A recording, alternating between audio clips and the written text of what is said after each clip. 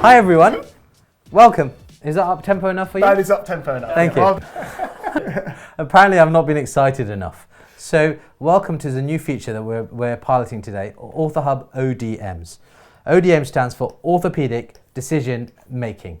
Think of it a bit like Monday Night Football. So the idea is that we're going to break down operations, and we've got this little interactive tablet here, and we're going to be making some notes to help you.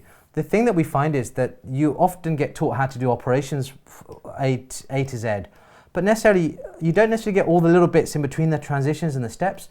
So what we want to look at is surgical decision making, to break it down and give you some of the tips and tricks that we and a lot of the guests we're going to have some excellent faculty who are going to break it down for you.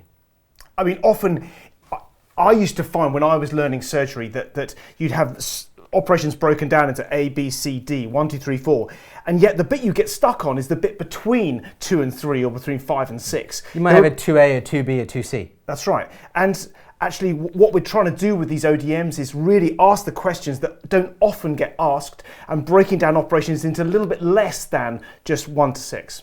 And we really want to try and give you guys the tips and tricks of things that we've picked up over the years that are just going to make your life every day easier.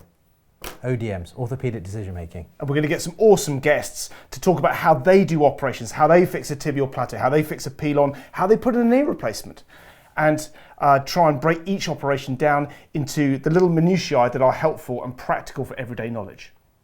Great. Okay. Done.